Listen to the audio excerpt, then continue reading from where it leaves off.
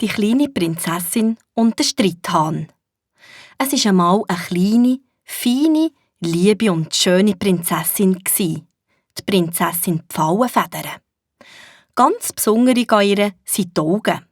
Wenn du in die hineinschaust, dann sind sie einmal blau, dann grün, dann braun, dann grau. Einfach je nachdem, wie die Sonne gerade drin scheint. Auch ihre Kleider sind super. Die wechseln nämlich die Farbe auch. Die glänzen einmal violett, dann rosarot bis hellgrün. Aber das ganz Allerwichtigste an dieser Prinzessin ist, sie hat von einem wunderschönen Vogel eine Zauberfeder bekommen. Eine, die, wenn man ihr ankommt, macht, dass man lieb ist. Von was für einem Vogel ist echt die Zauberfeder? Natürlich, von einem Pfau. Und weil die Prinzessin die Zauberfeder hatte, hat sie dafür gesorgt, dass in ihrem Land alle nett zueinander waren. Klar hat das nicht geheissen, dass es nicht zwischen ihnen ein Gestürm und ein Zank gegeben. Aber wenn es tatsächlich so war und es gekiffelt hat im Reich der Prinzessin Pfauenfedern, dann ist die subito auf ihr glänziges, silbriges Velo gehockt, hat pedalt wie eine Weltmeisterin und ist so schnell wie sie konnte, angekommen. Ausser Schnauf ist sie an ihrem königlichen Velo gesatzt und hat gemeint: «Was gibt's? Was habt ihr? Was wollt ihr voneinander?»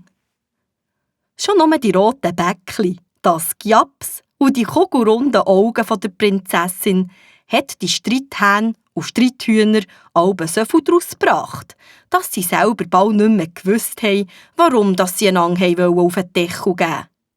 Meistens haben sie nur noch etwas gestottert.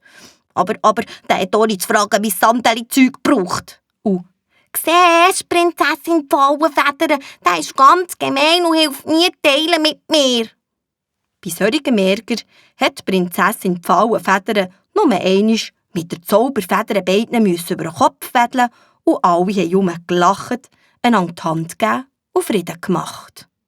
So ist es gar nicht so schwierig, zusammen auszukommen, wenn einem der Ärger fortzaubert wird. Ein einziger Haken hat die Sache, und das ist: Zauberfedern kann nicht bei allen nützen. Bei denen, die selber Federn haben, da funktioniert sie nicht. Also bei Enten, Gänsen, Tauben und vielen mehr.